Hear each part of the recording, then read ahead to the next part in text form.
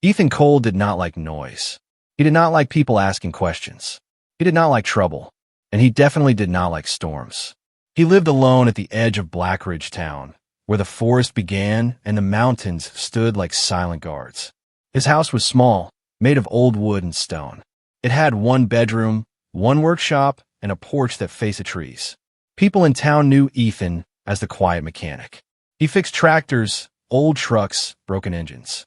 He worked with his hands and kept his head down. No one knew much about him, and he liked it that way. That night, everything changed.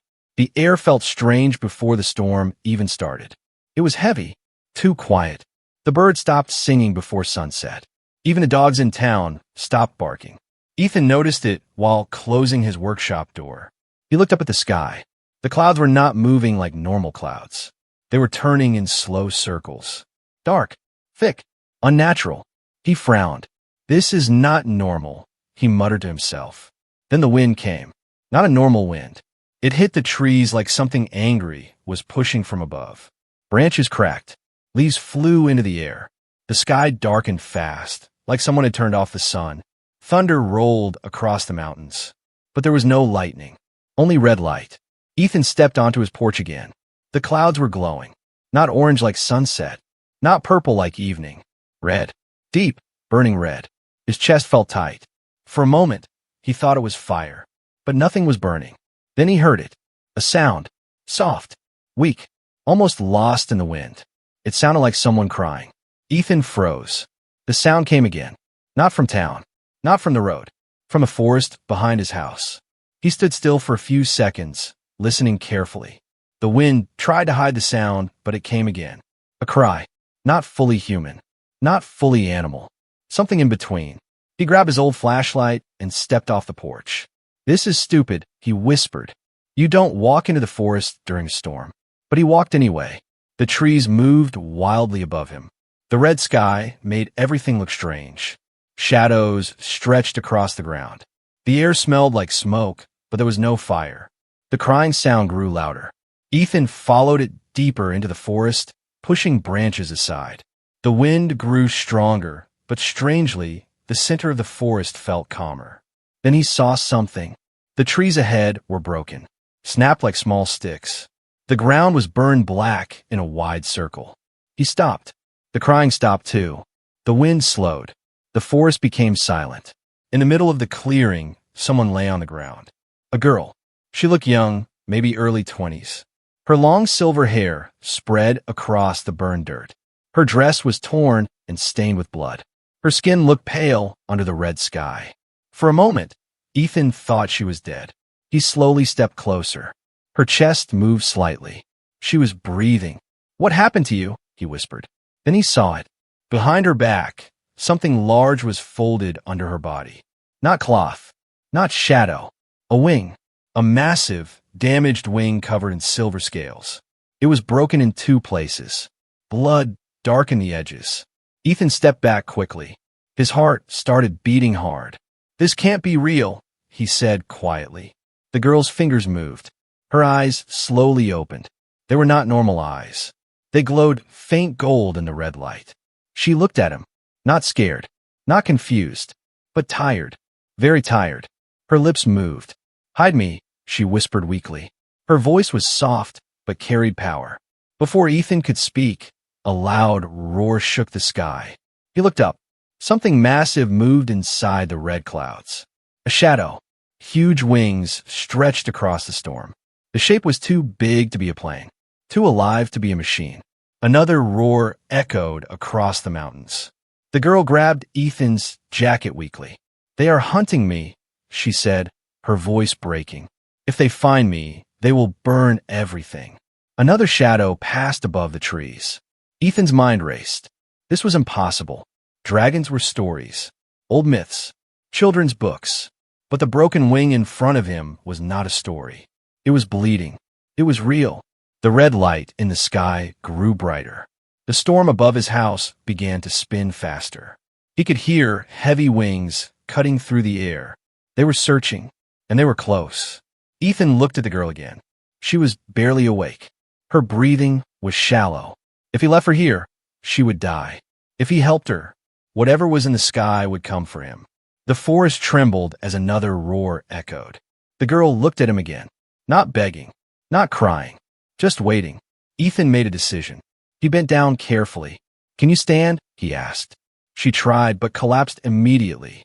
The red clouds above moved lower. Time was running out. Ethan lifted her into his arms. She was lighter than he expected, but the wing dragged across the ground. He adjusted his grip and began walking back toward his house. Behind him, the clearing slowly began to burn with strange red sparks.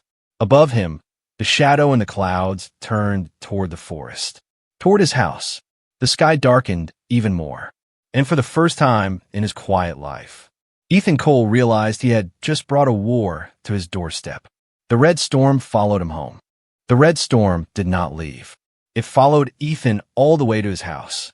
The moment he stepped inside and locked the door, the sky roared again. The windows shook.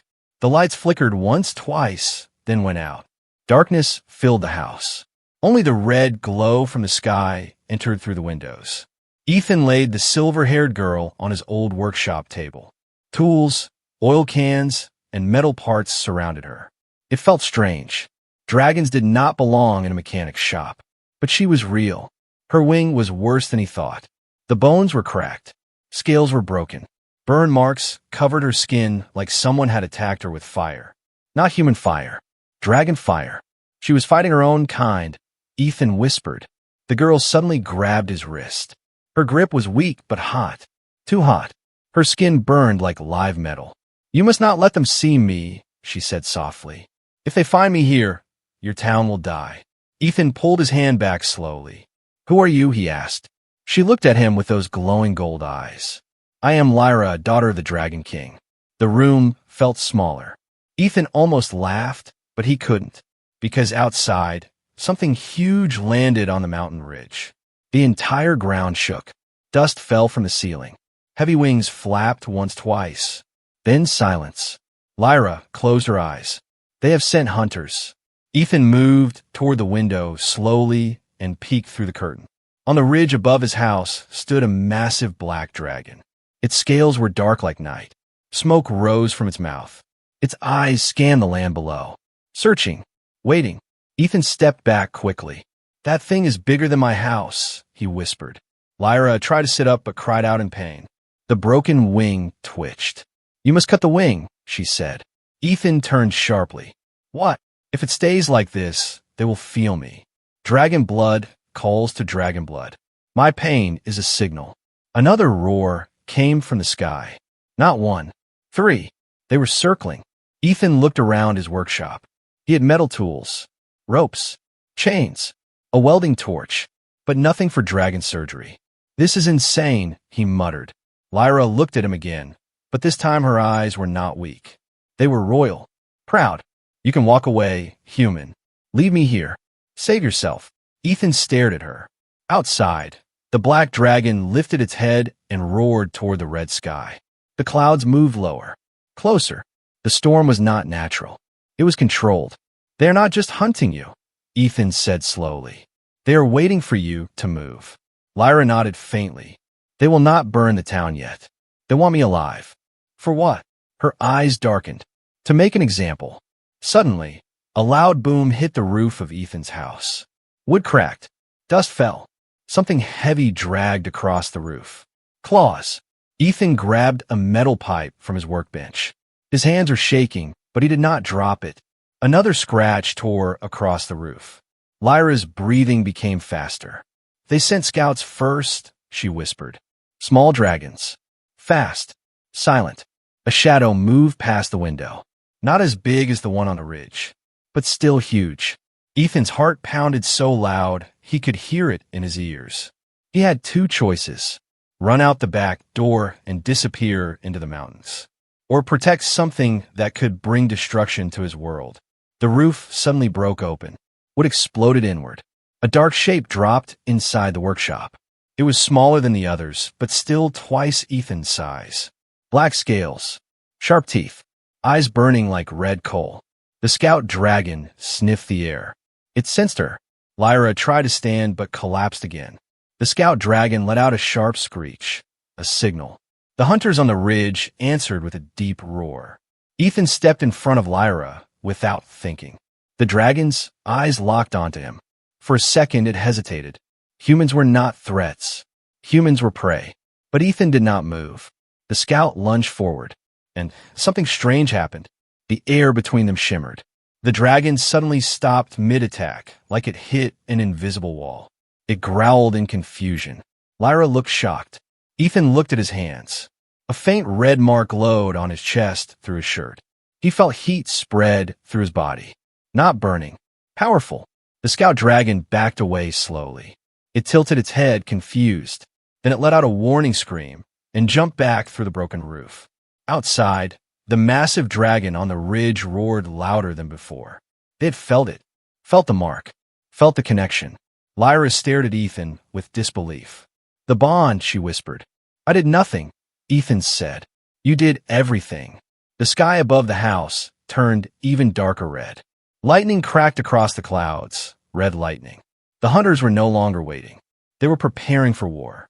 And Ethan Cole, a simple mechanic who wanted a quiet life, had just become something far more dangerous.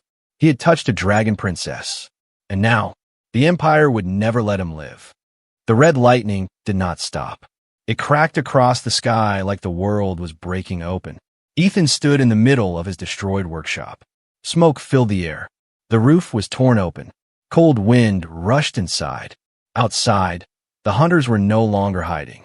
3 massive black dragons now circled directly above his house. They were not searching anymore.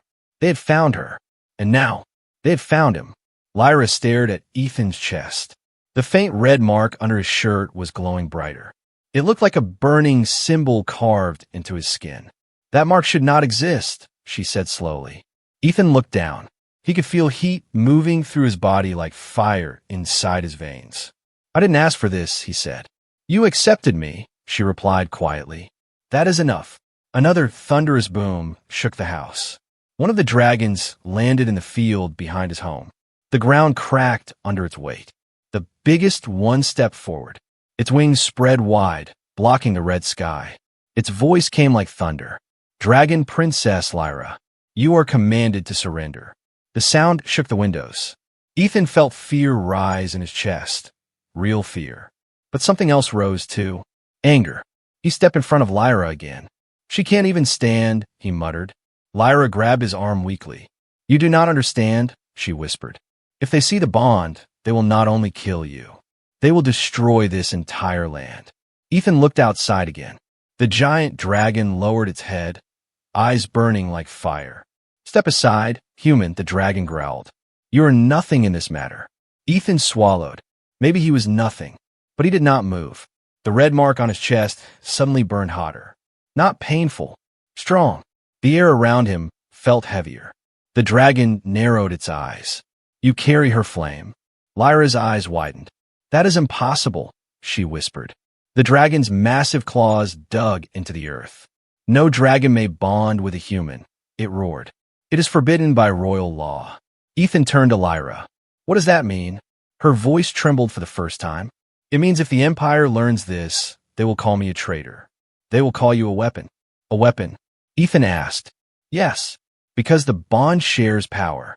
The dragon outside suddenly lifted its head and roared toward the sky. The other 2 dragons stopped circling. They felt it. The connection. Ethan suddenly felt something inside his mind. Not words, not thoughts, but presence. A distant heat. A heartbeat that was not his own. He looked at Lyra. She looked back at him. And in that moment, he felt her fear, her pain, her anger, all at once. The bond was real. The giant dragon outside stepped closer to the house. "If the bond is true," it said slowly, "then the human must die first." The air froze. Lyra's eyes flashed gold. "No," she shouted. The dragon raised its head. Flames began to build in its throat. Ethan felt the heat even before the fire came. He should run. Every part of his body screamed to run. But he stayed. The red mark on his chest exploded with light. The fire shot forward, but before it touched him, the air between them cracked like glass. A wall of red energy burst outward from Ethan's body. The dragon's fire hit the shield and scattered into sparks. The shockwave pushed the massive creature backward. The hunters in the sky roared in confusion. Lyra stared at Ethan in complete silence. He was breathing hard. He did not know how he did it, but he knew one thing. He was not weak anymore. The giant dragon rose to its full height. "You have bound yourself to the heir of the dragon throne," it growled. "You have broken ancient law." Ethan stepped forward slowly. "I didn't break anything," he said quietly. "You did." The dragon's eyes narrowed. Lyra slowly stood up behind him, even with a broken wing. Her silver scales began to form along her skin. Not fully dragon, not fully human, something in between. The red sky above began to change. The storm was reacting. The bond was growing stronger, and the dragons could feel it. The massive hunter looked up at the sky, then back at Ethan. "This changes everything," it said darkly. "It changes nothing," Ethan replied. "You still don't get her." For a moment, silence filled the field. Then something unexpected happened. One of the black dragons in the sky lowered its head slightly. Not in surrender, in hesitation. The Empire was not united. Some feared the bond, some respected it, and some wanted Lyra gone forever. The biggest dragon spread its wings again. "This is no longer a hunt," it announced. "This is war." The sky turned darker than before. Red lightning struck the mountain behind Ethan's house. The earth trembled, and deep in the storm, clouds above. Something far larger than the hunters began to move. Lyra looked up slowly. Her voice dropped to a whisper. "They have called the general." Ethan felt the bond pulse once more in his chest. Stronger, hotter, whatever was coming. It was not just a dragon. It was the Empire itself. And now, the war was no longer about hiding a wounded princess. It was about stopping a kingdom from burning the world. The storm stopped moving, not because it ended, because something inside it had taken control. The red clouds above Ethan's house slowly opened in the center, like the sky itself was tearing apart. Every dragon in the air suddenly went silent. No wings flapped. No fire burned. Even the wind stopped. Lyra's face turned pale. "He is here," she whispered. Ethan looked up. At first, he saw nothing. Then the clouds parted wider, and something enormous began to descend. Not like the hunters, not like the black dragons. This creature was ancient, massive. Its wings were longer than the entire field behind Ethan's house. Its scales were dark crimson, almost black, with glowing cracks of fire between them like lava under stone. Its eyes were not wild. They were cold, calm, cruel. When it landed, the earth broke. Trees fell flat. The ground split under its weight. This was no scout, no hunter. This was command. The dragon general. The black dragons lowered their heads immediately. Even the giant hunter stepped back. The general did not roar. He did not need to. His presence crushed the air itself. His eyes slowly moved toward Ethan, toward the house, toward the bond. "So," the general said, his voice deep like stone grinding against stone. The rumors were true. Lyra stepped forward, even with her broken wing. "You have no authority over me," she said, her voice shaking but strong. "I am heir to the throne." The general's eyes flickered with something dark. "You were heir," he corrected, "until you chose weakness." Ethan stepped beside her. "She didn't choose weakness," he said. "She chose survival." The general's gaze shifted to Ethan. A human, standing, not kneeling, not running. "Interesting. You carry her flame," the general said quietly. "That makes you a mistake." The red mark on Ethan's chest burned hotter than ever before. He felt the bond respond. Not fear, defiance. Lyra suddenly gasped. "They are blocking me," she whispered. Ethan turned to her. "I can't feel the sky anymore," she said. "They're cutting me from my power." The general lifted one massive claw. The red storm above began spinning faster. A circle of fire formed high in the sky. "You broke ancient law," the general said. "Dragon blood must not mix with human will." The black dragons moved, forming a wide circle around the house. Not attacking, sealing. They were trapping them. The town in the distance had gone silent. People were hiding, watching from far away. Ethan realized something. They're not afraid of you, he said quietly. Lyra looked at him. They're afraid of this, he continued, touching his chest. The general's eyes narrowed. The bond was growing stronger instead of weaker. Even with Lyra wounded, even with her power blocked, the red mark on Ethan's skin began to glow brighter. Suddenly, Ethan felt something new. Not Lyra's emotions. Something deeper. Memories. Flashes of fire. Ancient skies filled with dragons and humans fighting side by side. A time before the Empire. Before the laws. Before the fear. The general stepped forward. You're not just bonded, he said slowly. You awakened it. Lyra looked shocked. No one has awakened the first bond in centuries, she whispered. The general's wings spread wide. If this spreads, the Empire falls. Ethan understood now. This was not about killing Lyra. It was about control. The Empire ruled because dragons feared losing power. And a human standing equal beside a dragon princess? That was rebellion. The general opened his jaws. But instead of fire, a wave of pressure exploded outward. The house shattered. Walls broke apart. Windows exploded. Ethan was thrown backward, hitting the ground hard. Lyra screamed his name. The general stepped forward slowly, each step shaking the earth. He lowered his massive head toward Ethan. You are the weakness, he said. Remove the weakness, and the problem ends. Lyra forced herself into partial dragon form, silver scales forming across her body. She stood between Ethan and the general. Her broken wing trembled, but she did not fall. If you touch him, she said, her voice now echoing with dragon power, you declare war against the throne itself. The general's eyes burned brighter. The throne already declared war on you. Behind the general, something moved inside the storm again. Even larger shapes. More dragons answering the call. The Empire was gathering. Not just hunters. An army. Ethan slowly pushed himself up.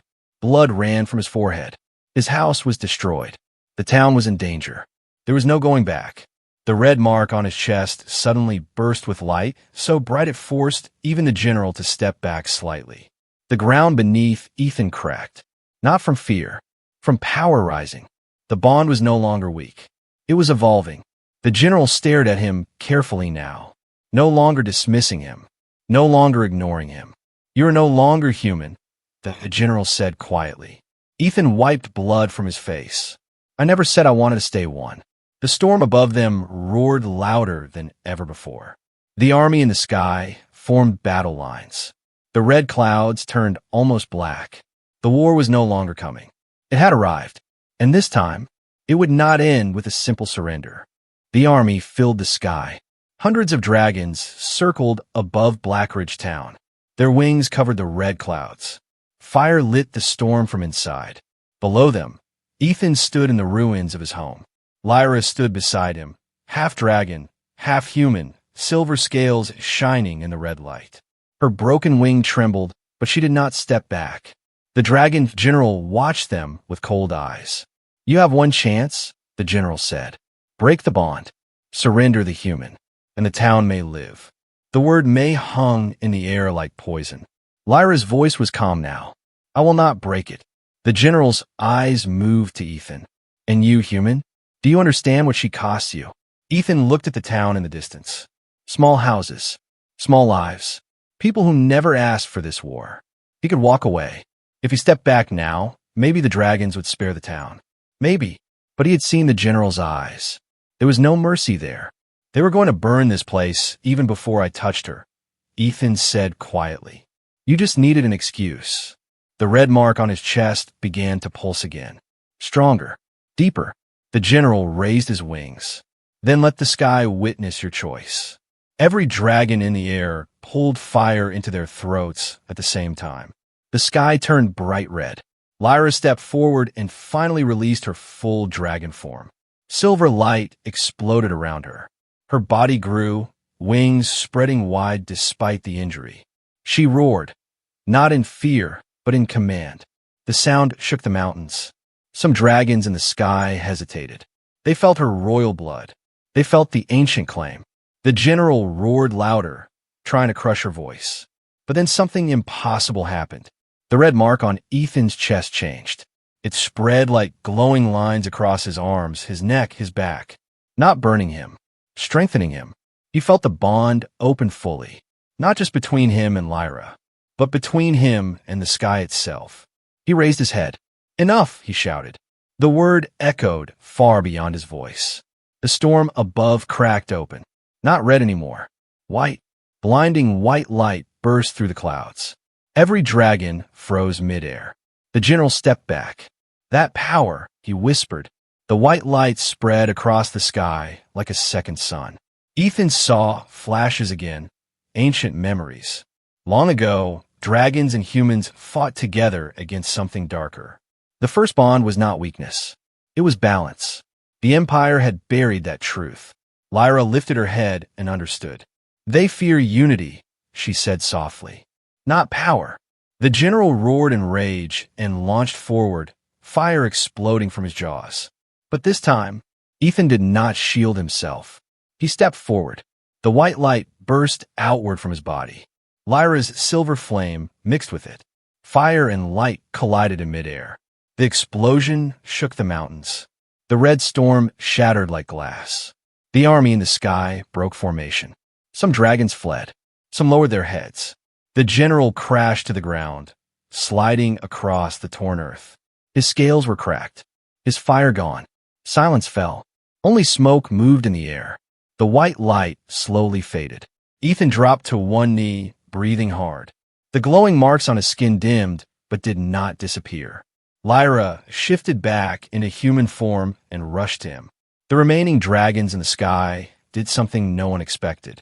They bowed, not to the general, not to the Empire, to Lyra, and to the bond.